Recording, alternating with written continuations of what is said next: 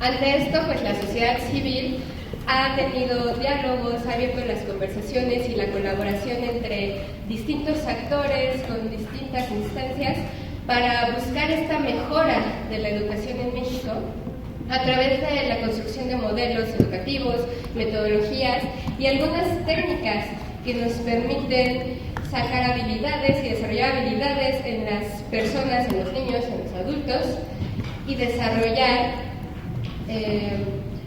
mejores estrategias que nos permitan desafiar todas esas necesidades que tenemos en México.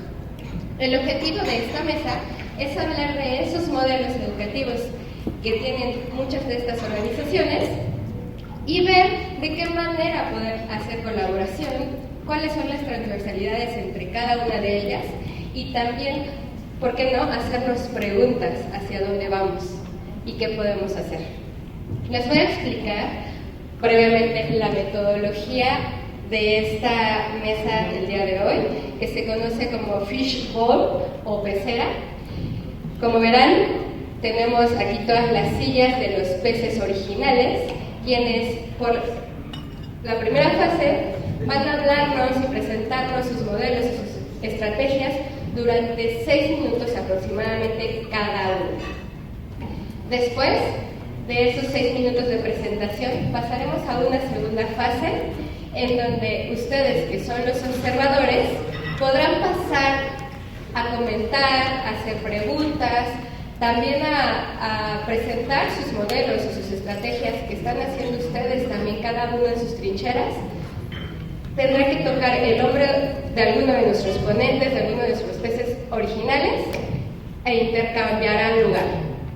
Lo que buscamos es que esta metodología nos ayude a facilitar y hacer fluir la conversación como en una pecera, lo que nos permite el agua, y que todos participemos siendo desde especialistas como somos y también, ¿por qué no?, con esas dudas que nos embargan sin ser especialistas, viéndonos como una colectiva que puede construir ideas, conocimientos y también alianzas. Vamos a empezar con la primera fase. Nuestra voluntaria Monse les dará la indicación a los ponentes cuando vayan a terminar, a llegar al primer minuto, para faltar un minuto, y después les enseñará uno que diga término para que vayan concluyendo sus ideas. Les pido, las reglas de esta metodología es que tengamos respeto con nuestras ideas, con las conversaciones, que haya crítica constructiva, hablemos en primera persona y siempre respetemos los tiempos para que esto sea fluido. Tenemos aproximadamente 1 hora y media para esta mesa, entonces esperamos una participación activa de todos y todas y vamos a dar inicio con nuestros ponentes.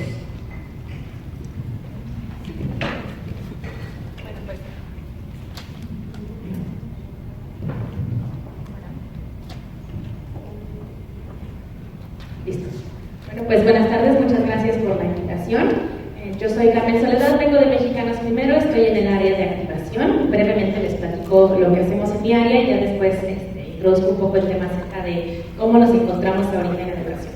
Desde el área de activación, lo que ahorita queremos comenzar a hacer y en lo que nos estamos enfocando es cómo podemos involucrar a más personas.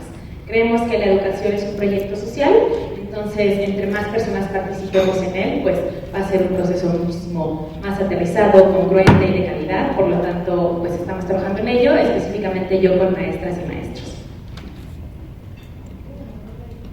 Bien, bueno, pues en cuanto a educación, voy a hablar un poquito. Mexicanos Primero es una organización de la sociedad civil que se dedica, es un laboratorio de investigación enfocado a política educativa, es decir, con base en la evidencia, nos gusta saber qué está ocurriendo en la educación y qué cosas podrían funcionar con base en lo que conocemos, en lo que ya se está haciendo, para empezar a implementarlo y a participar, ¿no? Entonces, pues con esto como pie de inicio, quiero hablar un poco acerca de lo que para Mexicanos Primero es la educación, y esto es el derecho a aprender.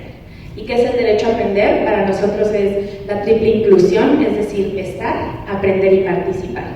De entrada necesitamos hablar de niñas y niños que tengan un espacio en las escuelas, que puedan permanecer, que puedan transitar por nuestro sistema educativo desde el inicio hasta que concluyan sus estudios de educación superior y que además no solo se les garantice un lugar, sino que aprendan, es decir, que las y los maestros tengan las herramientas para propiciar el aprendizaje y que el sistema sea el que se adapte al niño y no el niño al sistema, ¿no? Porque ¿qué ocurre? La realidad es que esperamos que nuestras niñas y niños lleguen al aula y se adapten a lo que está ocurriendo, a lo que el sistema dicta, cuando cada uno tiene una necesidad distinta y deberíamos ofrecerles un camino para que sean su mejor versión. Y pues no solo necesitamos hablar de niños que estén y que aprendan, sino también que participen. ¿Qué quiere decir esto? Que se creen espacios y mecanismos para que las niñas y los niños puedan tomar decisiones y dialogar acerca de qué quieren y necesitan para su educación. Si estamos hablando que la educación nos permite que cada uno de nosotros sea nuestra mejor versión, evidentemente necesitamos estar en esa conversación, ¿no? ¿Y qué ocurre normalmente cuando hablamos de educación, cuando hablamos de las niñas y los niños?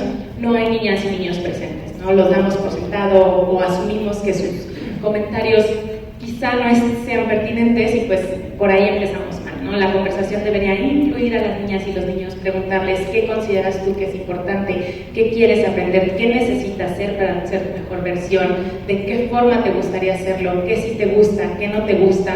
Y bueno, por supuesto que este es un largo camino, ¿no? Es establecer estos mecanismos. Lamentablemente hoy en México no todo es para todos, es decir, no todos los niños están, no todos aprenden y no todos participan. En cuanto a estar, pues nuestro índice nos indica que de 100 niños de una generación, solo 31 ingresan al preescolar.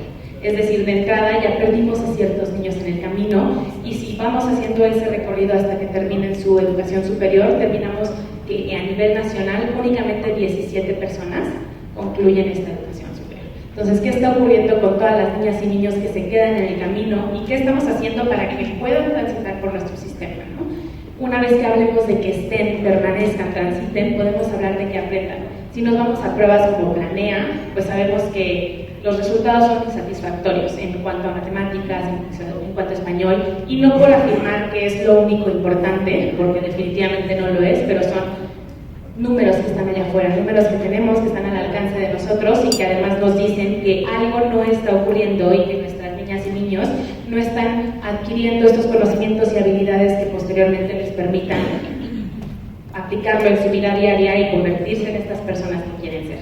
Y pues si hablamos de participación, en México ni siquiera tenemos indicadores para saber si existe la participación, ¿no? Entonces, si no sabemos cómo medir, cómo evaluar esta participación, no podemos hablar siquiera de ella, ¿no? Entonces falta empezar a crear este espacio en el que las niñas y los niños todos los días puedan participar en crear la mejor educación para que puedan aprender y ser su mejor versión. Entonces, esto es un poco de, a grandes rasgos, el marco normativo bajo el cual hablamos en Mexicanos Primero, y pues ahora sí dirigiéndonos un poquito a qué está ocurriendo en la educación. Pues recientemente hubo una reforma al artículo constitucional, el tercero, en el que podemos hablar de ciertos avances importantes, ¿no? Ya se nombran cosas como la inclusión, la equidad, la interculturalidad, que evidentemente pues necesitamos nombrarlos, nos da esperanza que estén ahí escritos. Sin embargo, hay ciertas preocupaciones en cuanto a la legislación, las leyes secundarias, hay ciertas inconstitucionalidades que se presentan ahí, que son contrarias a lo que dicta nuestra Constitución, que se oponen a lo que nuestra Constitución dicta. Por lo tanto, pues obviamente es preocupante. Ya me queda poco tiempo, entonces no voy a ahondar en esto. Lo que sí quiero mencionar es que desde Mexicanos Primero, como les comentaba, creemos que la educación es un proyecto social y que entre más personas participemos, obviamente va a ser un proyecto mucho más pertinente. Las maestras y maestros, ¿qué ocurren? Llegan ellos, tienen la política educativa y así como se las entregan es lo que ellos tratan de hacer, adaptarla, implementarla. Y pues en realidad lo que necesitamos es que ellos sean partícipes de este proceso, que se les pregunte, que se indague, que conozcamos sus necesidades para con base en ello crear políticas educativas que nos permitan realmente promover esta transformación educativa. Muchas gracias.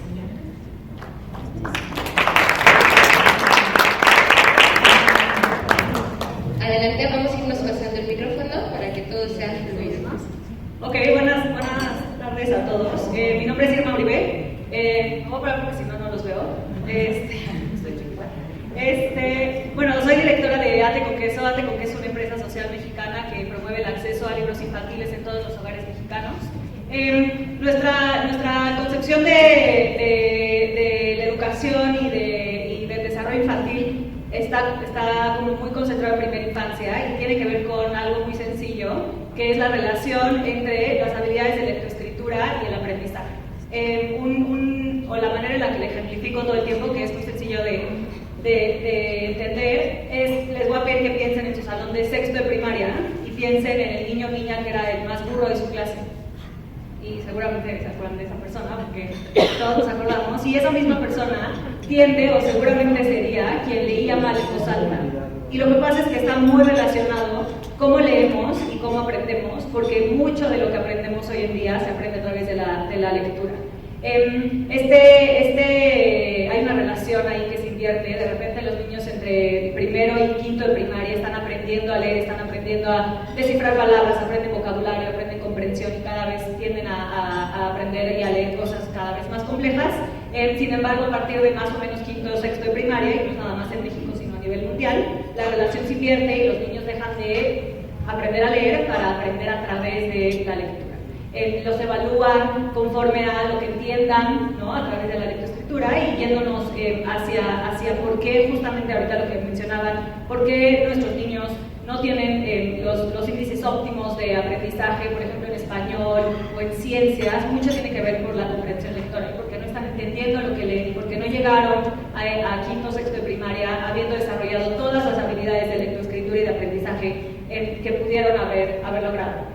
Cuando desde Ate con Queso entendimos como este cambio, ¿no? De forma de aprender, nos tratamos de ir a las razones por las cuales los niños no estaban llegando a los índices óptimos de comprensión y de habilidades de lectoescritura, y vimos que esto tenía que ver mucho o en gran medida con primera infancia, y entonces nos abocamos a entender cómo podíamos nosotros tener un impacto en las habilidades lectoescritoras y de aprendizaje de los niños antes de ir a la escuela. Lo que nosotros queremos lograr es que todos los niños en México lleguen a primero de primaria y lleguen a la escuela estando listos para aprender y estando habiendo desarrollado todas las capacidades de prelectoescritura que son necesarias a nivel cognitivo, emocional, motor, de vocabulario, etcétera, para que puedan llegar a la escuela y todos lleguen como en un terreno nivelado para poder aprender mejor, para poder desarrollar mejor sus habilidades de lectoescritura y para eventualmente poder aprender lo que ellos quieran. Es por esto que nosotros estamos concentrados en primera infancia, estamos concentrados también en accesibilizar los libros como una herramienta de desarrollo durante los primeros años de vida. Para hacer esto tenemos un modelo 1 a 1 en el que por cada libro que vendemos regalamos el mismo libro a una niña o un niño en desventaja, y también capacitamos a los papás de esas familias y de esas casas para que sepan cómo usar los libros como una herramienta para estimular el desarrollo integral de sus hijos e hijas, para que cuando lleguen a la escuela estén listos para aprender. En el caso de México me parece que hay algunos retos importantes. Uno de ellos tiene que ver con cambiar el paradigma de qué significa aprender, qué significa educar, dónde se aprende y dónde se educa, y sacar toda esta discusión de las escuelas hacia las casas también, regresarlo un poco al hogar, sobre todo para la primera infancia, sobre todo para niños y niñas que todavía no van a la escuela, pero que eso no significa que no están aprendiendo y que no están siendo educados, que rompamos la concepción de que el aprendizaje tiene que ver con conocimiento y entendamos que el aprendizaje tiene también que ver con juego, con experiencia, con vivencias y con desarrollo de habilidades que de repente no podemos observar de manera directa y que no podemos evaluar en un examen, sino que se están construyendo poco a poco, formando unas cadenitas que eventualmente resultarán en que los niños aprendan mejor, lean más, tengan mejor vocabulario, presenten mejores índices académicos, etc. En ese sentido, creo que un reto importante es justamente meter estos temas a la discusión, empezar a hablar de ello, darle un poco de más de peso. Creo que una oportunidad importante en este sentido es la gran demanda que hay ahorita y la mucha inversión que se está dando en la primera infancia, que para nosotros es algo súper positivo. Hay mucha atención en el tema ahorita, no nada más en México, sino a nivel mundial. Para nosotros esto es algo muy bueno y es optimista porque estamos hablando de la primera infancia, estamos hablando de procesos cognitivos, estamos hablando de desarrollo infantil desde los primeros años de vida, estamos hablando de qué se necesita hacer con las personas alrededor de los niños para que estas personas sepan por qué es importante jugar, por qué es importante salir a la naturaleza, por qué es importante hablarle a un bebé aunque parezca que no te entienda, por qué es importante leer. Entonces, bueno, desde Ate con Queso nuestra labor tiene que ver con lo que les decía hace rato, con tratar de nivelar el terreno para que todos los niños y niños lleguen listos para aprender a la escuela. Muchas gracias.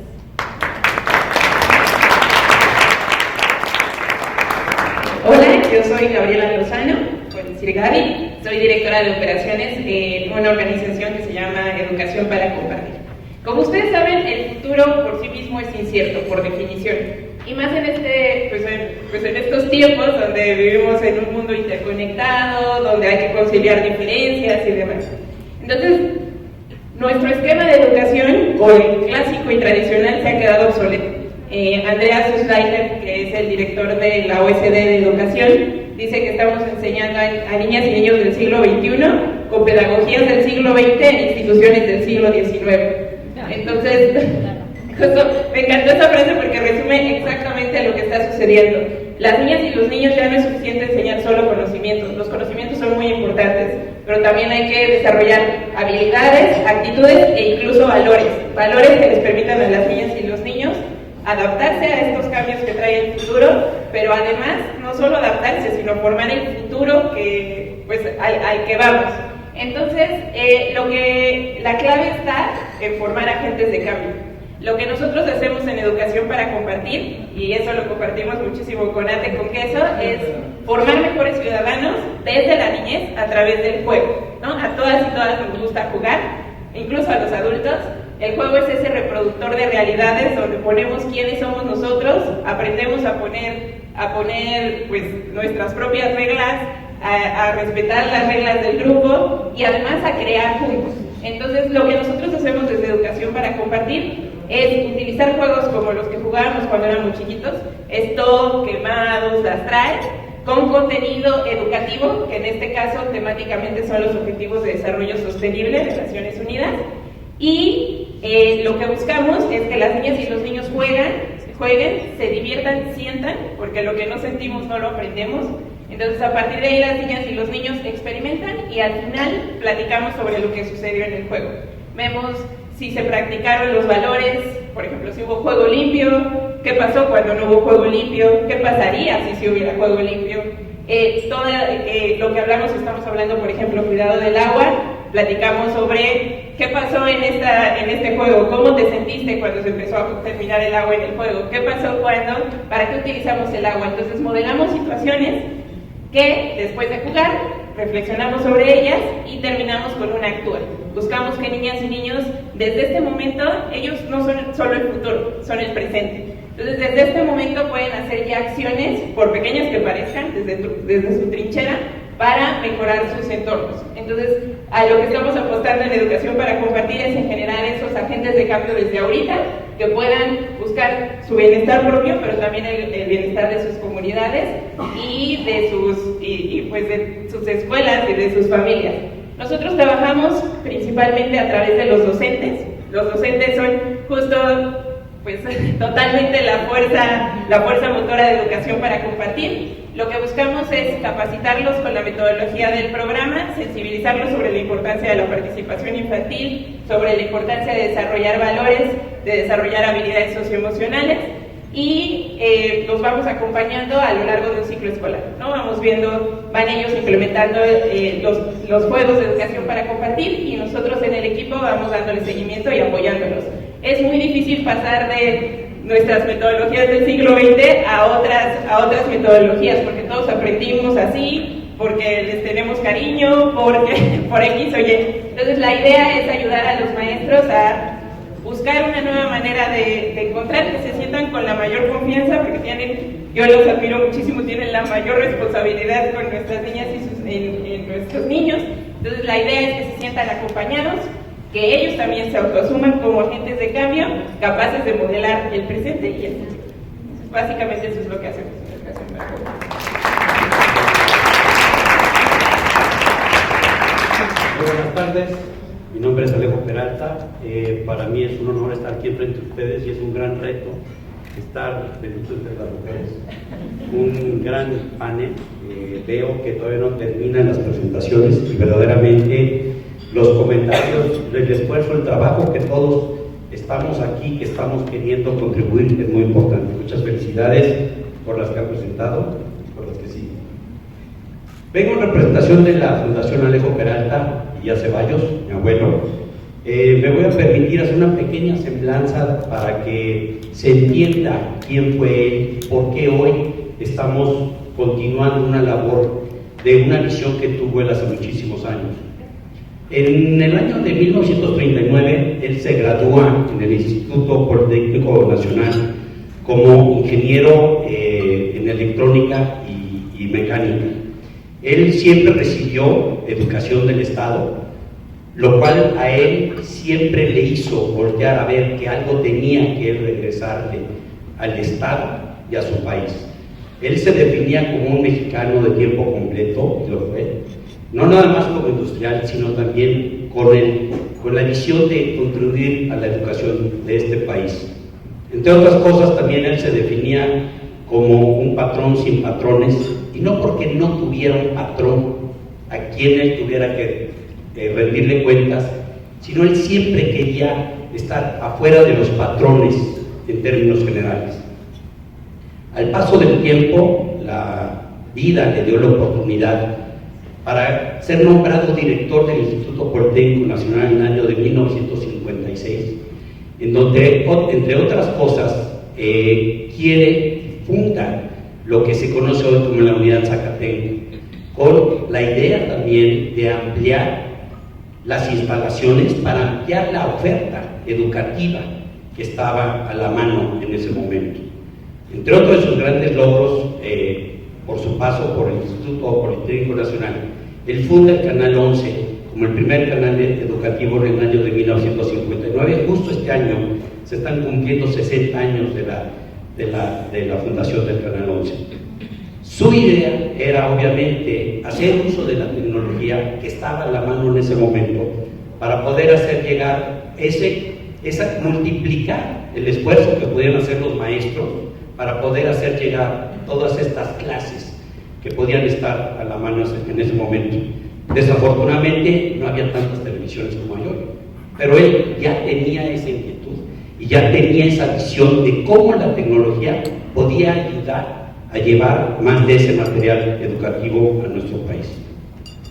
Eventualmente, él, en el año de 1962, decide, con una visión también muy adelantada, mover su industria fuera de la Ciudad de México y se la lleva a la zona de Aztequé, que es al noroeste de la Ciudad de México, con la idea de llevar educación y empleo al campo.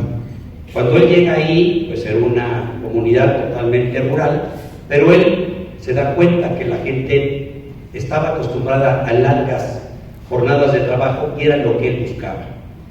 Para el año 1964, los primeros trabajadores llegan, pues obviamente la mayoría eran analfabetas, la gente pues venían de comunidades, eran campesinos, la mayoría de la gente llegaba a trabajar descalzos, y entre otras cosas había que darles su calzado de trabajo, no podían entrar a trabajar así.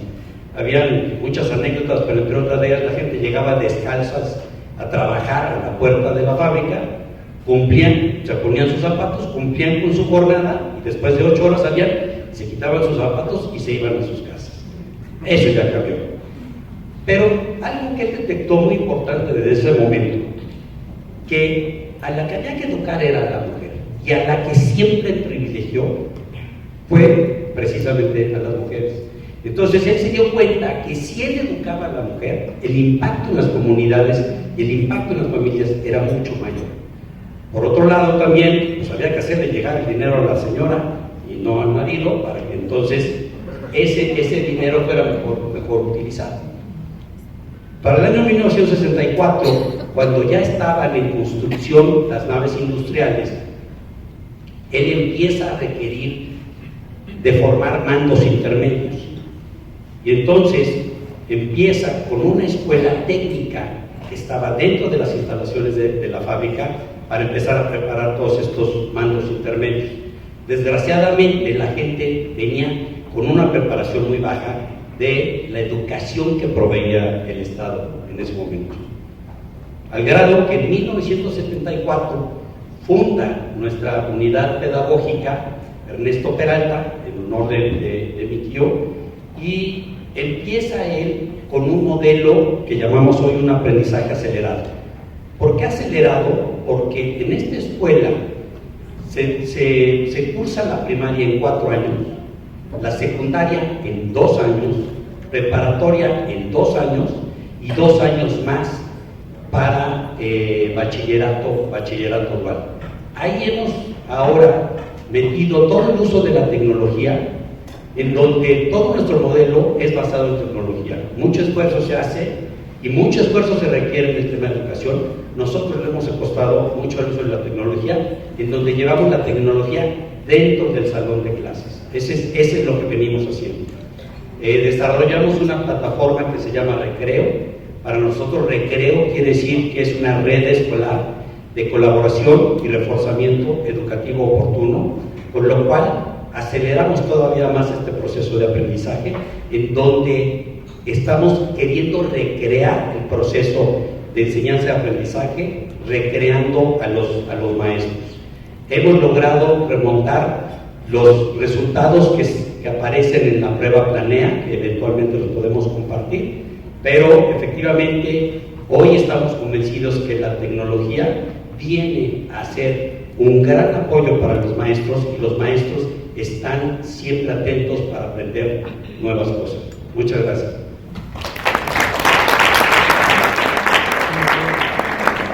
Muy buenas tardes, muchas gracias por el espacio y como Alejo, muy honrados de estar aquí.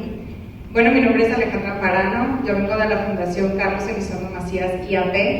Nosotros nos encontramos en Los Mochis, Sinaloa, y voy a hacer mucho hincapié en origen Sinaloa, porque voy a tratar de desinformar de sus mentes la situación que vivimos el jueves 17 de octubre, el jueves negro o el Culiacanazo. ¿Por qué les voy a mencionar esto? Porque ustedes lo que ven en la televisión es algo con el que vivimos nosotros todos los días, pero lo más impactante es que ese día muchos de nosotros empezamos a recibir un mensaje que en ese momento se ocupaban jóvenes para que agarraran un arma y se les pudieran recibir ese día 8,000, 10,000 pesos por pertenecer e ir a defender este frente del grupo delincuente. Esta situación es lo que viven nuestros jóvenes todos los días, y no solo en Sinaloa, ya estamos en todo el país. Y la frase que estos jóvenes nos repiten es que los que deciden unirse a este frente es que comentan: prefiero vivir un año como rey que 10 como güey. Y esta realidad es la que nos hace movernos a nosotros todos los días a través de nuestra fundación. Nosotros, como les comentaba, somos Fundación Carlos Elizondo. Nosotros estamos trabajando en transformar a estos jóvenes en Sinaloa. ¿Y cómo lo estamos haciendo? Nosotros llevamos ya 15 años invirtiendo en la educación superior. Primero fue a través de un patronato de becas ACE, que se inició lo estuvo dirigiendo el ingeniero Guillermo Elizondo Cola, que a través de él formamos en el 2004, se conformó la Fundación Carlos Elizondo en honor de uno de sus hijos. Y esta fundación estamos respaldada por un grupo empresarial llamado Grupo Ceres, que somos 11 empresas de innovación agrícola ubicadas en el noroeste de México.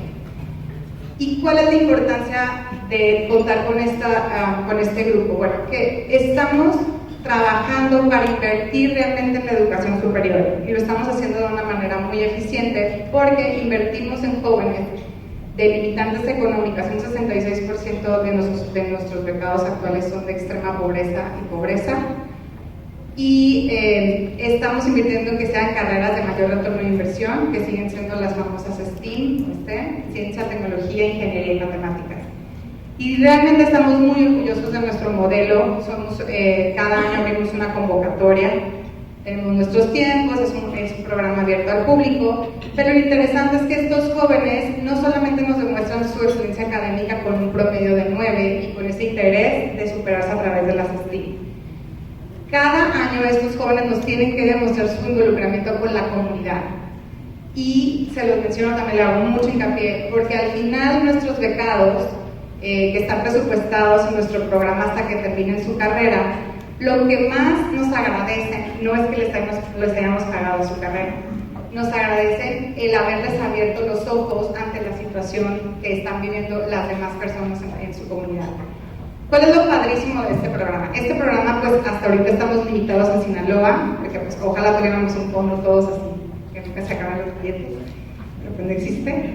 Pero lo interesante es que estos jóvenes pueden estudiar en cualquier universidad del país. Nosotros les apoyamos directamente con sus pagos de colegiatura e inscripción, así que no hay no se puede malinterpretar que la beca se la van a gastar en otro lado. Y nosotros recibimos sus recibos para pago y realizamos los pagos directamente a la universidad, así que es muy transparente, la universidad nos entrega su comprobante fiscal. Y lo interesante es que les pagamos el 100% de la universidad pública y un 10% de la universidad privada. Nosotros aceptamos que el joven pueda tener otro apoyo de beca, porque muchas veces estos jóvenes, con esas limitantes económicas, nos han demostrado que logran estos promedios de excelencia académica y todavía logran esta beca en una universidad privada de un 90%, y no se pueden ir a lograr este sueño porque no pueden pagar este 10%. Entonces nosotros trabajamos con que puedan tener otra beca y poderles complementar su pago. ¿Cuál es otro caso que es muy exitoso? Es que los jóvenes están entendiendo con esta parte de compromiso social que ellos son los primeros que tienen que comprometerse en seguir invirtiendo en educación. Como ellos ya son parte de estos beneficios, son beneficiarios, ellos son los primeros que tienen que entender que tienen que incidir en mejorar la vida de la otra persona. Entonces estos jóvenes, cuando finalizan la carrera y consiguen su trabajo, los invitamos de alguna manera por un contrato moral que les damos desde el principio para que se conviertan también en donantes de nuestra fundación. No es obligatorio, pero pues tratamos de que ellos se puedan, si no se involucran con nuestra fundación, que sea con otra. ¿Cuál otra cosa que ha sido muy interesante? Es que este grupo empresarial nos ha respaldado, hemos logrado muchos aliados, queremos lograr más. Nuestros jóvenes tienen acceso al programa Jóvenes de Excelencia Banamex, que es un programa donde pueden acceder a una maestría en el extranjero. Y algo muy importante es que nuestros colaboradores en las empresas también se han unido a esta causa. Cada año abrimos una campaña de nómina con causa. Entonces aquí es bien padre, donde más de 500 colaboradores nos están donando para estos jóvenes, porque tenemos jóvenes que ahorita están, Nelson, que es un estudiante del TEC de Los Mochis, de Ingeniería Electromecánica, que se encuentra en Ginebra, Suiza, ahorita estudiando, me tuvo que repetir porque se me olvida, en el Gran Colisionador de Hadrones, y yo les hago así como de Big Bang Theory, acelerador de partículas, está estudiando. Tenemos otro joven, Fernando Amir, del Politécnico de Sinaloa, que está ahorita trabajando en la NASA. Entonces, estos tipos de jóvenes son los que todos los días realmente nos motivan a seguir haciendo nuestras alianzas y seguirlos más que nada involucrando a que tienen que ser ellos los que tienen que cambiar esta situación de la educación. Porque como ustedes dicen, hay muchísima habilidad, pero todos con este gotita que les decía al principio, esta gotita de agua que estamos dando a este gran océano, lo podemos hacer. Gracias.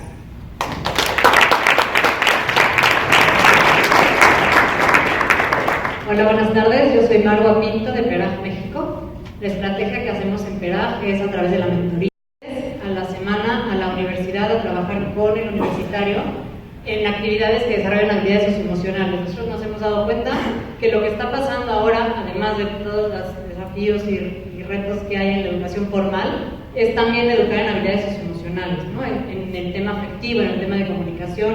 Estos niños muchas veces no tienen un modelo a seguir en su casa, no saben para qué seguir estudiando, no saben por qué tendrían que seguir a la escuela, no están motivados, no les interesa, aprenden la tele y ven puros modelos terribles que a seguir y a eso aspiran, a lo que nos están contando aquí en Sinaloa. Yo estoy en 26 estados y lo que pasa en Sinaloa tristemente ya pasa en todas partes. Yo tengo niños que a los 10 años dicen que quieren ser sicarios porque pues es lo que han visto en la tele y es lo que ven: coches, novias y dinero, y eso quieren. Entonces aquí la idea es que con el acompañamiento del universitario aprendan valores, aprendan habilidades socioemocionales y vean por qué sí vale la pena seguir estudiando, ¿no? O sea, nosotros estamos atacando la deserción escolar antes de que sea problemática, porque como nos decían aquí en Mexicanos Primero, muy pocos niños llegan a la universidad y el tema importante de la deserción no es justamente en primaria, donde nosotros estamos trabajando, sino en la preparatoria. Pero una vez que les metes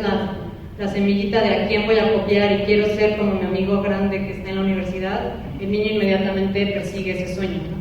Y también lo que también hacemos a la hora de hacer el niño con el universitario es justamente lo mismo que nos están diciendo aquí, es que el grande, a la hora de darse cuenta que impacta positivamente en la vida del niño, pues puede darse cuenta que pase lo que se le pegue la gana, porque todo lo que haga va a ser bueno, ¿no? Y es posible. Entonces se vuelven personas más comprometidas, más responsables, tienen muchísima tolerancia, ¿no? Y muchos de ellos, como el 40% de nuestros exmentores, se abocan al tema social después de haber estado 10 meses con un niño, ¿no? Entonces es un ganar-ganar que le decimos. Lo que hacemos también importante es que el niño va a la universidad, entonces utilizamos ya las instalaciones que ya están, trabajamos en universidades tanto públicas como privadas, en zonas urbanas o rurales, porque ahora sí que la vulnerabilidad de los niños no solo es en el tema rural, sino que en cualquier parte. Tenemos programas en Náhuatl, en la Sierra Pública, pero también en San Ángel, en el ITAM, ¿no? Porque por todos lados hay este tipo de problemáticas en la infancia y pues, así que retos en la educación. Entonces utilizamos a los agentes de cambio. Yo sé que esto ya puse mucha atención a los agentes de cambio, que son los universitarios, que además es una fuerza impresionante que tenemos en este país, y el servicio social, además, que ese es otro tema, lo tenemos muy desperdiciado. Entonces intentamos que este sea un servicio social de excelencia, que de verdad impacte, que creo que era pues el origen del servicio social era que se impactara positivamente, cosa que no se está haciendo, pero con PERAG sí lo están haciendo. Son 10 meses de servicio social, les funciona a los grandes también para la empleabilidad después. Un empleador, cuando se da cuenta que el universitario que le está pidiendo trabajo estuvo 10 meses trabajando con un niño en desarrollar habilidades socioemocionales, en trabajar en equipo, en trabajar en valores, en trabajar ahora sí que un abogado con un diseñador, con un contador, porque los mentores son de todas las carreras posibles, al empleador le funciona y le pone una palomita más al universitario, ¿no? Son cosas que también son herramientas para la vida que les estamos dando a través de esta mentoría, que les van a servir en su vida privada y profesional y la que sea. De hecho, ahora los mentores escogen PERAG mucho por lo que les da. Siempre les tenemos que vender las maravillas del programa, y sí se dan cuenta que el trabajar con un niño y trabajar en estas actividades a ellos les conviene muchísimo, porque sí cambian y sí ven la vida de una forma diferente. Y igual que dices tú, intentamos que después se queden con nosotros, que nos apoyen, les damos bolsas de trabajo, los estamos apoyando todo el tiempo después, porque hacemos una comunidad de exmentores por todo el país, que también es importante, y también les sirve para becas, para después irse al extranjero. Si son voluntarios también les sirve para muchas otras cosas. Entonces nosotros lo que hemos visto es que la forma de combatir tantas diferencias en la educación en este país es a través de habilidades socioemocionales y de educar en valores, ¿no? Entonces eso es lo que está haciendo PERAG a través del programa de mentoría.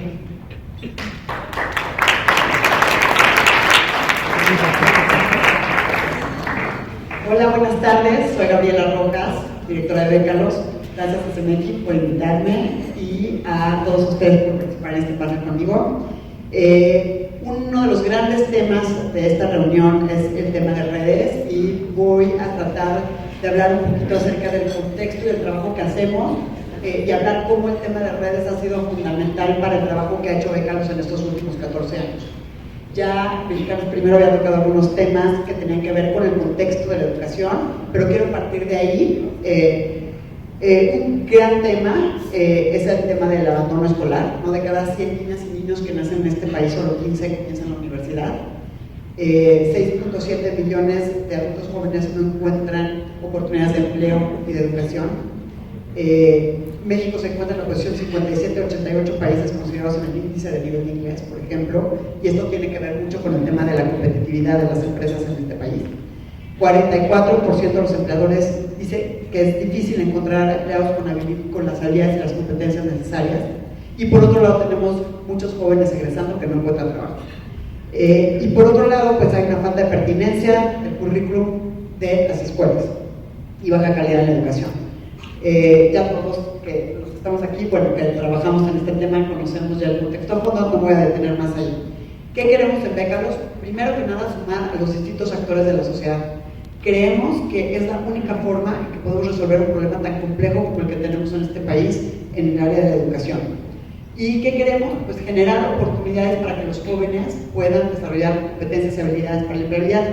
Bécalos nació hace 14 años con dos objetivos fundamentales, que era dar becas de manutención a jóvenes en educación media, superior y superior en comunidades vulnerables, y capacitar maestros. A lo largo de estos 14 años hemos capacitado a 1 de cada 10 profesores de educación básica de este país y hemos otorgado más de 330,000 becas a jóvenes y maestros, pero eso no es suficiente, ¿no? Esta, como hablábamos Maro y yo hace unos minutos, esta ataca solamente una de las variables por las cuales los jóvenes abandonan la escuela. Entonces, a partir de hace 4 años, iniciamos una nueva estrategia que tiene que ver con generar oportunidades para desarrollar competencias y habilidades, también habilidades que son muy importantes para la empleabilidad. Tenemos diferentes tipos de becas, seguimos teniendo becas de manutención, becas de talento, de inglés, de movilidad, empleabilidad y capacitación de docentes. Me voy a detener en una de las estrategias que es la que más me apasiona a mí, que tiene que ver con el desarrollo de competencias para la empleabilidad. Primero que nada, lo que hacemos es que identificamos brechas de competencias y habilidades en mercados laborales regionales. Por ejemplo, tecnologías de la información en Guadalajara, que sé que el laboratorio ya también trabaja ahí, o en el Estado de México o en la Ciudad de México, o la industria automotriz en Coahuila o en el Estado de México. Y lo que hacemos es que identificamos en estos sectores de la industria aeronáutica, automotriz, tecnologías, logística y hospitalidad, cuáles son las vacantes que más están creando y que se están quedando sin cubrir por los empleadores. Una vez que las identificamos, sumamos a los empleadores de esa industria. Empresas que contratan, por ejemplo, en Coahuila, Chrysler, en el área de Saltillo. Y con ellos y su cadena de suministro y sus competidores hacemos un taller de descubrimiento de habilidades y competencias críticas para esos puestos de trabajo. Modificamos los planes de estudio, por ejemplo, del CONALEP estatal. Capacitamos a los profesores del CONALEP, equipamos las aulas si es necesario, y después tenemos una plataforma para vincular a los jóvenes con los empleadores. Hemos tenido resultados increíbles, ha sido muy complicado, los retos a los que nos hemos enfrentado son diversos, entre ellos sumar a estos actores de la sociedad, los empleadores, porque queremos que los empleadores no nada más cofinancien con becas los programas, pero también pongan las vacantes y trabajen con nosotros para identificar esas competencias y habilidades críticas. Ese es uno de los retos a los que nos hemos enfrentado. El otro tiene que ver con el financiamiento, ¿no? Son programas que requieren inversiones grandes, aunque el costo por beneficiario es muy bajo, porque trabajamos de forma curricular. De hecho, este programa empezó en formato de bootcamp, que últimamente han surgido diversos bootcamps en México. Cuando empezamos hace 4 años no había muchos, y empezó como formato de bootcamp para el Estado de México para tecnologías de la información. Cuando vimos los resultados que habíamos obtenido, decidimos hacerlo curricular. Ese fue el segundo paso. ¿Cómo? Llevábamos este nuevo currículum y lo integrábamos al currículum del CONALEP. Podíamos modificar hasta 270 horas del currículum. Después formamos a los profesores del CONALEP, equipamos las aulas, ¿no?, del CONALEP Estado de México, y vinculamos a los jóvenes. Tuvimos muy buenos resultados y gracias a eso, porque logramos una alta participación de mujeres en la intervención, 43%, que normalmente en programas que tienen que ver con tecnologías de la información no llegamos al 10%. Y logramos que más del 70% de los chavos lograran colocarse en el mercado formal de trabajo, duplicando el salario de otros jóvenes que egresan de CONALEP. Entonces, hoy realmente el gran reto es escalarlo a nivel nacional, y eventualmente lo que nos gustaría es que esto se convirtiera en un tema de política pública y que CONALEP nacional o COBAE o cualquier otro subsistema lo retomara a nivel nacional. Hoy uno de los grandes temas es cómo documentamos estas intervenciones y hacemos evaluación de impacto. Entonces ahorita estamos justo escalando el programa a 10 estados, más de 10,000 jóvenes, y iniciando la evaluación de impacto para poder documentar el modelo y mostrar que hay otras formas de apoyar el tema de la empleabilidad juvenil, además de repartir dinero. Y bueno, creo que los principales retos hacia el futuro sí están en el tema del financiamiento, pero también de cómo diseñar intervenciones que puedan ser sostenibles, escalables, replicables a nivel nacional. Varios de los retos que tenemos hoy también pues es el tema del casi nulo crecimiento económico, la baja en la creación de empleos, menos oportunidades de empleo para los jóvenes y cosas como pues inversiones y mexicanos primero, tengo que reconocer reconocerlo, todos los datos vienen de ahí. Pero bueno, hoy con la contrarreforma educativa pues se van a invertir solamente 157 pesos por profesor, lo cual es nada, ¿no? Y ese es un gran reto. Gracias.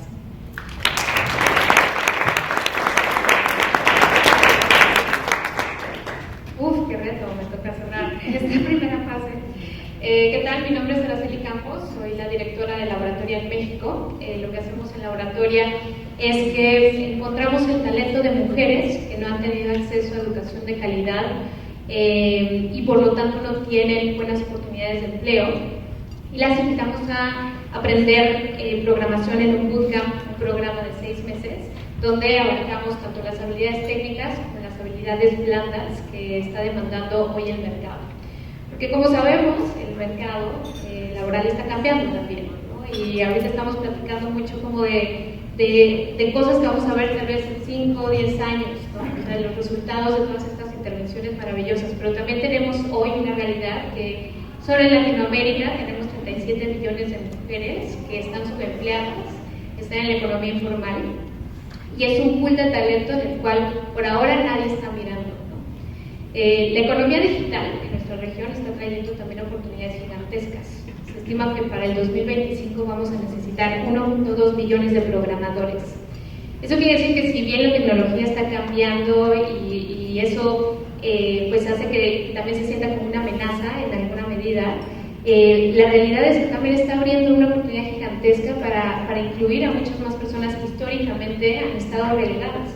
En el caso específicamente del sector tecnológico, como ya había comentado antes, la presencia de las mujeres es muy baja, ¿no? Aún. Y esto tiene que ver con un tema histórico de cómo se han venido dando los paradigmas, los estereotipos de esta guerra tecnológica de los 80s, los 90s. Quien se queda al frente de la computadora personal eran rostros masculinos, ¿no? Era Bill Gates, Steve Jobs, y eso nos lleva a que a nivel regional apenas el 16% de la matrícula de carreras STEM está compuesta por mujeres. Y eso todavía se vuelve más grave cuando estas mujeres empiezan a trabajar, porque realmente apenas 1 de cada 10 personas que trabajan en tecnología es mujer, ¿no? Y la pregunta es ¿por qué es importante tener mujeres desarrollando tecnología? Porque la tecnología no es el futuro, la tecnología es nuestro presente, ¿no? Y hoy mismo se están desarrollando productos y servicios digitales que estamos consumiendo el 100% de la población. Y de la población, el 51% somos mujeres, esperaríamos que justo estén desarrollados con una perspectiva incluyente. En el pasado hemos cometido errores súper graves por no incluir a las mujeres en esa perspectiva. Las primeras iteraciones de la aplicación que medía la salud de Apple, por ejemplo, no tenía ningún indicador de menstruación, ningún indicador de salud reproductiva femenina. Y eso claramente dejó a la mitad de la población fuera, y Apple se dio cuenta que las descargas eran muy bajas, y claro, es que habían totalmente dejado a un lado el desarrollo por parte de mujeres, ¿no? En de estos productos y servicios digitales que realmente están enfocados en toda la población. Así que los desafíos de formar mujeres de 0 a 10, mujeres que no han tenido estas oportunidades de educación, por lo tanto muchas de ellas no han terminado la preparatoria, o la realidad también de muchas, ¿no? que terminan después de 4 años de universidad y que no encuentran una chamba que les pague más del salario mínimo. Y esa es la realidad en México y en Latinoamérica y en el mundo. ¿Por qué? Porque la currícula no está adaptada a lo que se necesita actualmente en los trabajos. Porque esa currícula no es dinámica como son hoy los trabajos, porque la gente que está impartiendo esa currícula no tiene una mentalidad de crecimiento y no se conciben a ellos mismos también como un estudiante, como una persona que se está preparando para poder preparar a estas personas en el futuro, ¿no?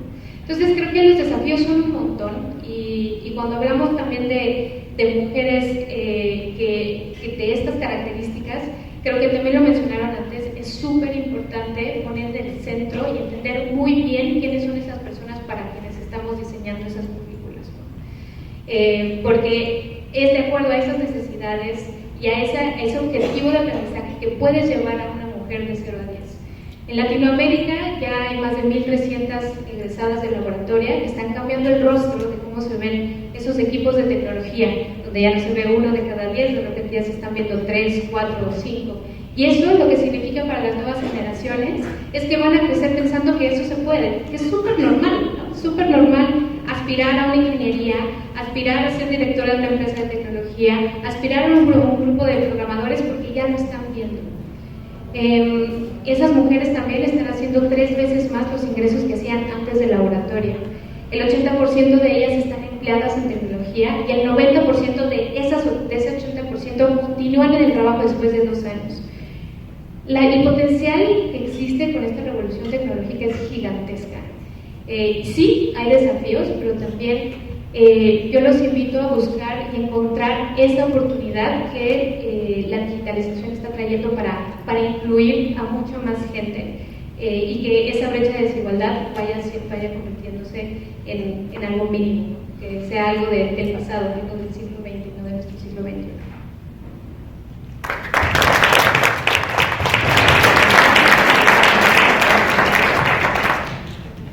También me uno al de Araceli, porque en verdad estuvieron impresionantes todas las historias, todos los proyectos que traen. Mi intervención va a ser muy breve, yo me quedo con preguntas como cómo desde nuestros lugares podemos llevar todo esto que estamos viendo acá, allá afuera, para romper esos paradigmas que hablábamos desde el principio sobre qué es la educación, que no nos quedamos con una misma idea siempre, porque estamos ya en un siglo XXI, no estamos en el XIX, para ir cambiando los métodos de enseñanza-aprendizaje, pensando desde una enseñanza-aprendizaje de 1 a 1, ejemplificando como adultos a niños, usando las tecnologías y al mismo tiempo también algo que percibo que nos llega a faltar como sociedad es identificar lo que ya tenemos. Siempre identificamos esas faltas, pero ¿qué tenemos de esas comunidades que ya vemos? ¿Cómo son las habilidades de las personas que están enseñando en salones de clase, en colectivos? ¿Cómo desde nuestras instituciones tenemos ya habilidades que podemos pasar de otras maneras utilizando las TICs? Y también identificar cuáles tropezos tenemos con las TICs. Voy a explicar la segunda fase de esta mesa. Todos ustedes son observadores, acá somos los peces primarios o principales. Lo que vamos a hacer durante 25 a 30 minutos es que aquella persona observadora que quiera ser parte de los peces y explicarnos, comentarnos, lanzar preguntas, pasará a ocupar una de las sillas que ya está vacía y comentar. Si todas las sillas están ocupadas, pasarán con alguno de los peces ya establecidos, les tocará el hombro y cambiarán de lugar. Esto lo haremos lo más fluidos, como bien lo he dicho, que es el agua, somos peces todos, y en algún momento seremos observadores y trataremos de hacer intervenciones de 2 minutos aproximadamente, 2 a 3 minutos, para que nos rinda el tiempo y hagamos exquisita la plática entre todos. Así que voy a dar paso a que cualquier persona que desee pasar a comentar, a hacer preguntas, a exponer sus ideas, sus metodologías, pueda ocupar ese lugar, y si no, pues vamos a agilizar la plática, ustedes no se preocupen.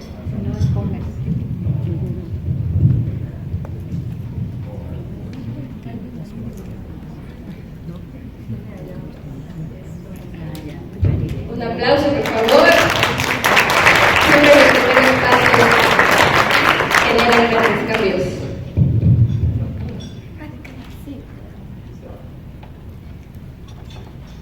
Les pido que pase de su nombre rápidamente y exponga lo que quiera exponer. Ok, bueno, buenas tardes. Mi nombre es María del Refugio Mendoza Guerrero. Yo vengo de la Fundación Generación 2000 y trabajamos con niños con preescolar y primaria.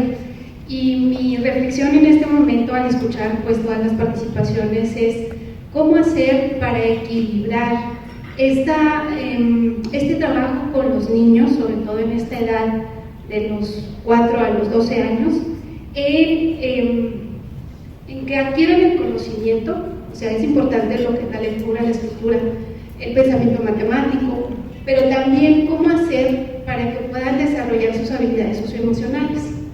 Nosotros trabajamos con el sistema de educación biocéntrica y lo que buscamos precisamente es que hagamos este trabajo a la par, ¿no? Porque luego resulta que todas las evaluaciones son cuantitativas, ¿no? Y en la SEP nos han dicho, una supervisora nos dice, ¿sabes qué? A mí lo que me interesa son los resultados, no me importa todo lo demás. Entonces, nosotros decimos, ¿cómo que no te importa todo lo demás, no? O sea, ¿cómo es que esperas que un niño tenga un resultado? Tiene que ver con sus condiciones socioemocionales y tiene que ver también con sus condiciones de contexto familiar y comunitario. Y a veces eso no lo vemos. A veces la SEP, con un sistema tradicional en la educación, no se ve. Y eso sí genera una dificultad, ¿no? Porque ¿de qué nos sirve un niño que tenga 10 en matemáticas cuando realmente no sabe trabajar sus emociones, cuando no sabe identificar sus emociones, cuando está desconectado de sus emociones, cuando esa desconexión con sus emociones te lleva a tener dificultades de convivencia con el otro? No hacemos acuerdos de convivencia, ponemos reglas en nuestra sociedad y ese es el problema.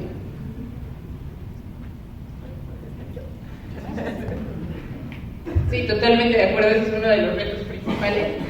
Lo que nosotros hacemos es buscar que todo lo que proponemos, todos los juegos que proponemos, tengan una base de la currícula escolar, ¿no? Lo que hacemos es, sí vamos a enseñar el ciclo del agua, o sí vamos a enseñar las cadenas alimenticias, pero va a ser a través de un juego. Entonces, en el juego aprendes el concepto, lo que incluso te queda más claro, pero también ahí se ven los valores, ¿no? Entonces ahí podemos ir trabajando diferentes habilidades, ¿no? Cuando empezamos a platicar, ¿fuiste empático con tu compañero cuando sucedió esto o no? Entonces, nosotros lo que hemos encontrado es hacer eso, tal cual, la clave para que nos acepten los maestros, porque la primera resistencia es justo eso, a mí me van a medir por lo que los niños saquen en el planea, o saquen en sus calificaciones, ¿no? Entonces es ofrecerles todo esto está vinculado con cada cosa que usted tiene que ver, ¿no? Y la idea es que vean en el juego una metodología para trabajar las cosas,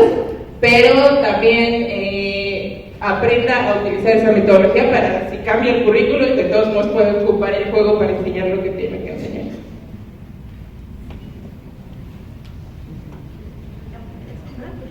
Como que usted puede seguir conversando, nos puede parar toque le logro a alguien y cambiar el lugar, a quien guste.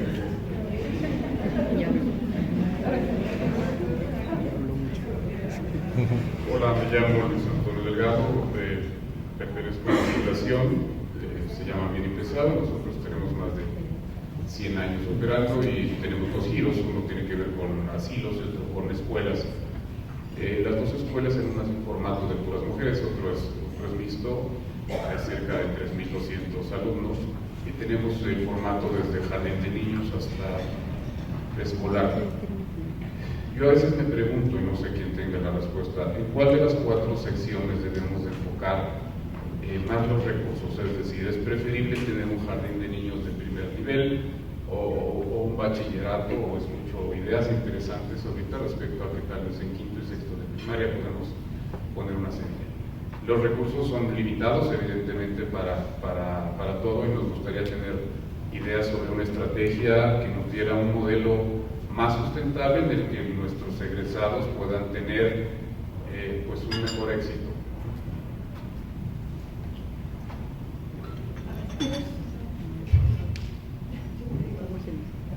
Yo te digo, no sé si te vaya a resolver la pregunta, pero primera infancia es importantísima, como decía Peco, que eso es como muy importante meternos ahí. Pero nosotros trabajamos en quinto y sexto de primaria por 2 razones. Una, siempre hay menos mentores que niños, ¿no? Nos tenemos que enfocar a que haya, como es 1 a 1, tenemos que buscar como una edad importante en la que se pueda exponenciar muchísimo la intervención. Entonces, quinto y sexto de primaria hemos encontrado que un niño de 10 a 12 años todavía te pone atención, todavía sabe de lo que... No lo ve como un juego, porque muchas veces más chiquitos ven al mentor y sí van y juegan, pero no les queda esa semilla de para qué lo están haciendo, y ya más grandes es mucho más difícil controlarlos. Nosotros trabajamos con mentores que no son profesionistas, están en el servicio social, no tienen las herramientas necesarias para controlar a un niño de 13, 14 años que trae la hormona al tope y están en otras cosas. Entonces, por eso decidimos de 10 a 12 años, porque es una edad en la que todavía están bastante controlados controlables y ya aprenden, o sea, ya se dan cuenta de lo importante que es seguir adelante. Entonces, por eso nos enfocamos a esa edad de intervención. Pero yo me metería, si tienes la opción de primera infancia, creo que primera infancia es importantísimo. Bueno, obvio yo voy a decir primera infancia porque soy primera infancia, pero creo que fuera de pensar en qué fase de la educación puede generarse un mayor impacto de la inversión, o sea, como en términos de dinero, creo que en términos estratégicos yo lo pensaría de una manera diferente y lo pensaría como en qué sector o de qué manera puedes impactar todas las áreas de la educación con un menor costo. Y entonces ahí creo que tendría que ver con generar un marco de cómo entienden ustedes la educación y el impacto que quieren generar en su comunidad para ver en dónde inviertes. Y no tanto en qué sector, o sea, en qué nivel, sino, por ejemplo, en capacitación docente o en formación o en una metodología educativa que sea más lúdica o que sea más integral y que pueda ser transversal a los diferentes niveles educativos. Creo que eso, por ejemplo, generaría mayor impacto como en toda la comunidad a separar el dinero por niveles. Sin embargo, eso sí no lo digo yo porque nosotros vemos primera infancia, sin embargo sí hay evidencia de que $1 invertido en primera infancia es el dólar que va a generar mayor impacto en la vida de una persona. Entonces, eso, o sea, y lo que pasa en gran parte tiene que ver con que las capacidades, no nada más cognitivas, sino de desarrollo socioemocional, de vocabulario, de lenguaje, de un montón de cosas, pues se duran más, ¿no? De alguna manera. De cualquier manera yo pongo otros datos para platicar si quieres, porque creo que tienen una gran oportunidad de poder hacer algo transversal que genere impacto a través de todo su sistema. Vamos, ¿alguien quiere comentar? No necesitamos responder todo ahora. Es como un café.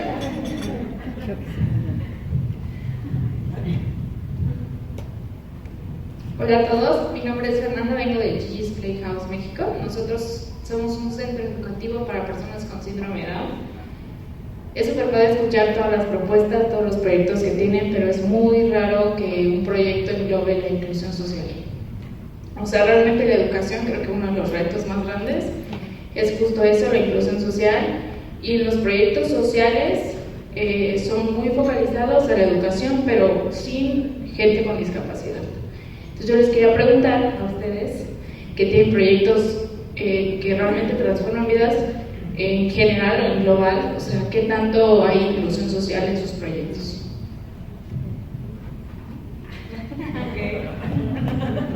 No me comprometieron.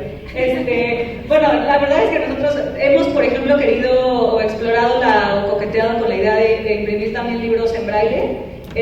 No tenemos el dinero suficiente por ahora porque es un tiraje diferente. Todos los libros que hacemos en Ate con Queso son hechos en casa, están ilustrados y escritos por artistas mexicanos, imprimimos en México, todo está hecho en México.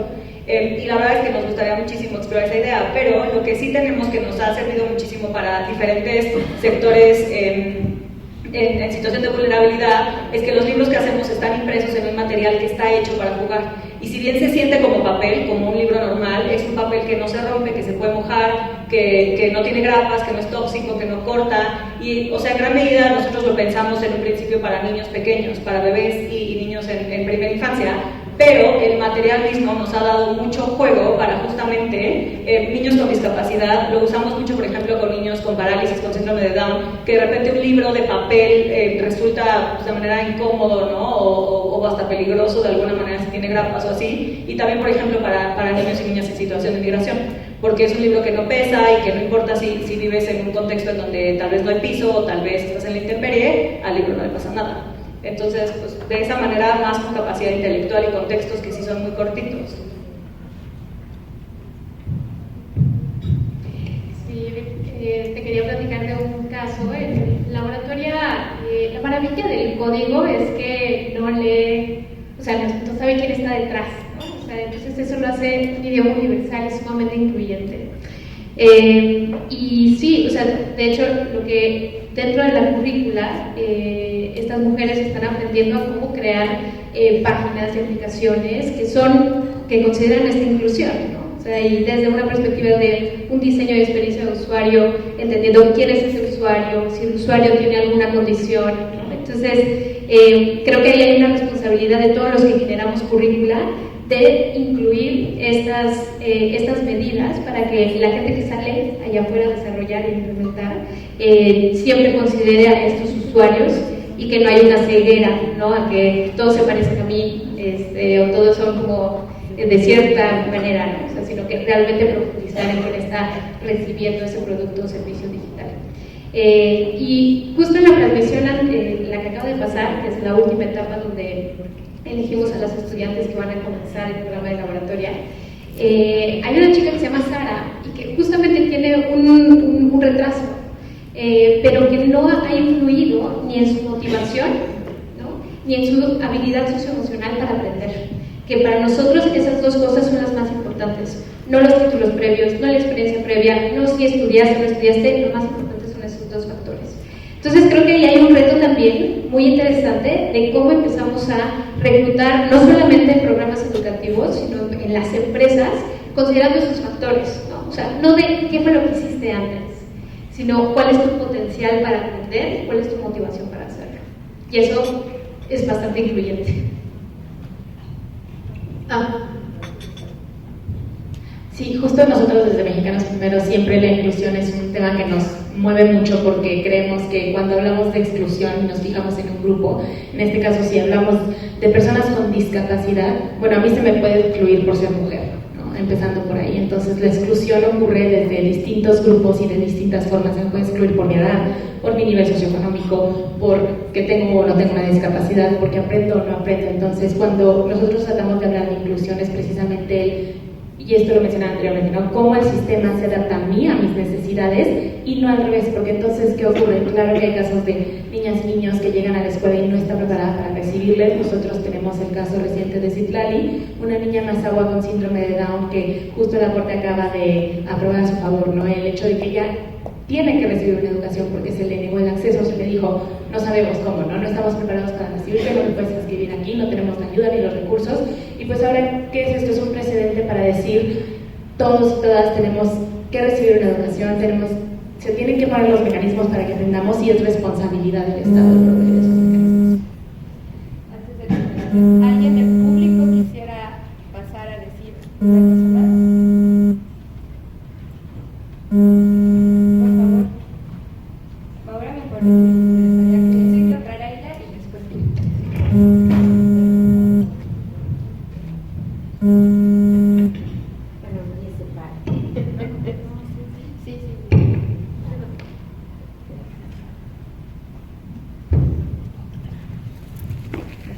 Buenas tardes, Roselena Pérez Hernández, vengo de Veracruz, la Asociación Civil Estamos AC.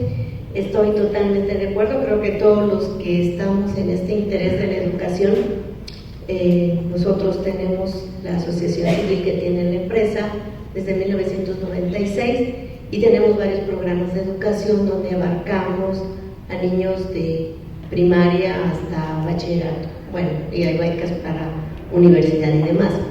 Sin embargo, hay un elemento en común que nosotros nos dimos cuenta en nuestros programas educativos que no estábamos considerando y que nos pareció sumamente interesante y desde el cual estamos incorporando desde hace 5 años, que son los padres de familia. Nosotros tenemos un programa específico para esto que es transversal a todos nuestros programas, que viene a complementar el tema de valores, el tema de todo esto que se ha estado hablando en los diferentes ponentes. Sin embargo, esta formación de moderadores de escuela de padres es formar a maestros de las diferentes instituciones educativas allá en Veracruz para que ellos o sí repliquen escuela de padres con sus padres de familia. Es una herramienta que nos ha dado bastante peso con las escuelas.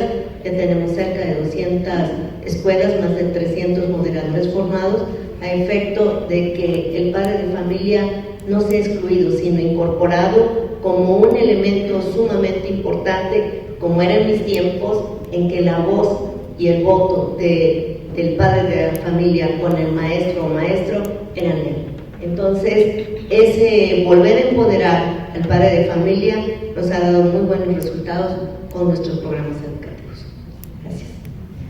Bueno, volviendo al tema de la inclusión, PERAJ es como para todos los niños son bienvenidos a PERAJ. Tenemos un poco el problema de las instalaciones en donde hacemos la mentoría.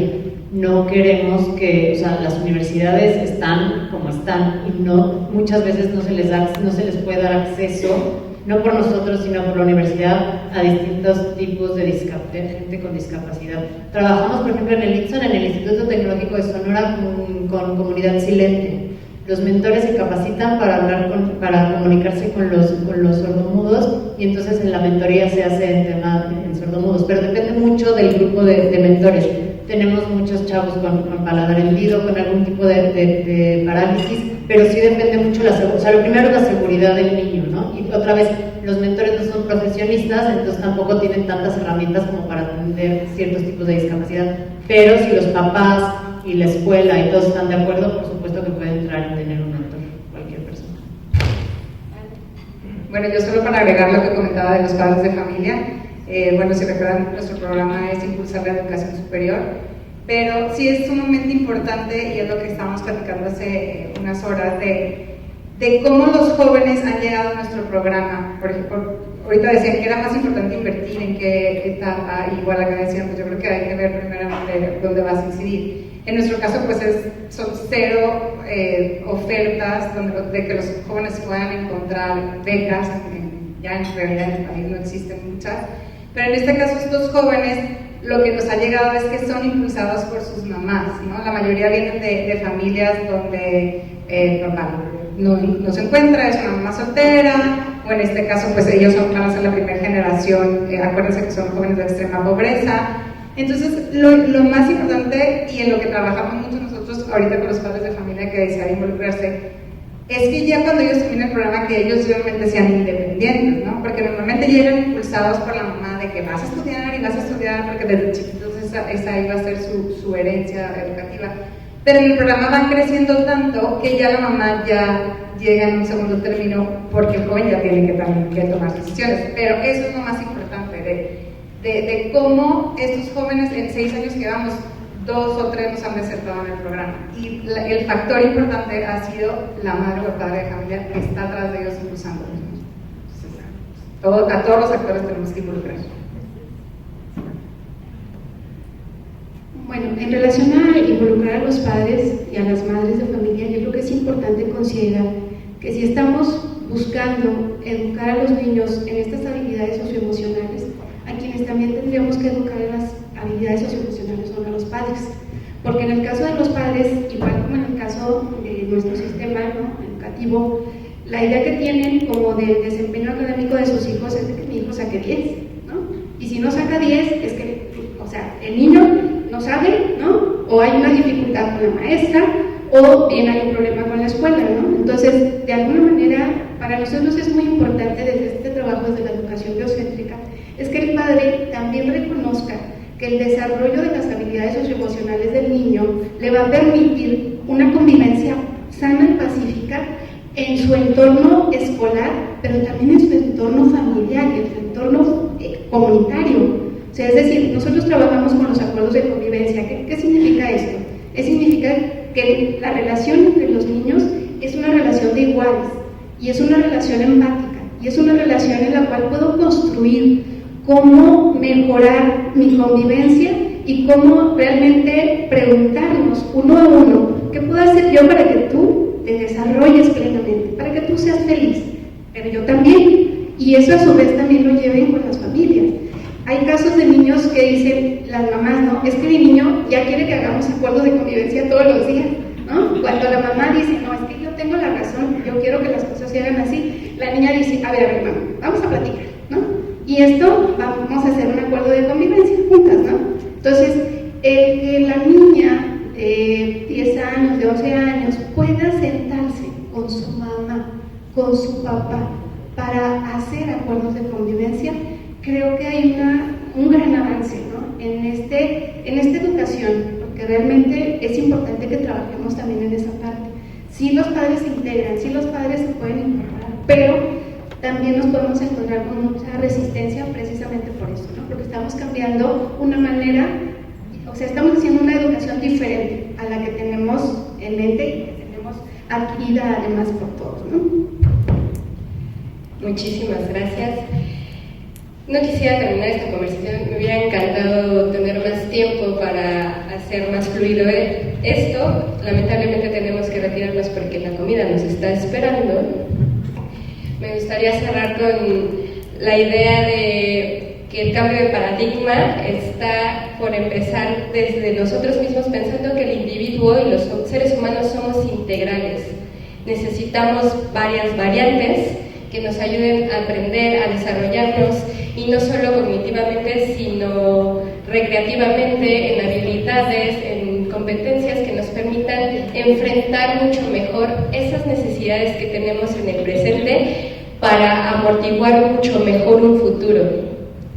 Pensemos en la colaboración que tenemos como redes, que la red tiene que ver con la corresponsabilidad, y la corresponsabilidad tiene que ver con hacernos ideas nuevas, hacernos responsables y decir, va, me toca eso, y sobre todo también identificar las fortalezas que ya tenemos. Empecemos a imaginar con lo que ya tenemos para cubrir lo que no tenemos. Les agradezco mucho la atención, la participación. Sé que esta es una nueva metodología de mesa, pero hay que empezar a hacer conversaciones diferentes para hacer cambios diferentes también. Les agradezco mucho a todos, gracias a todos ustedes.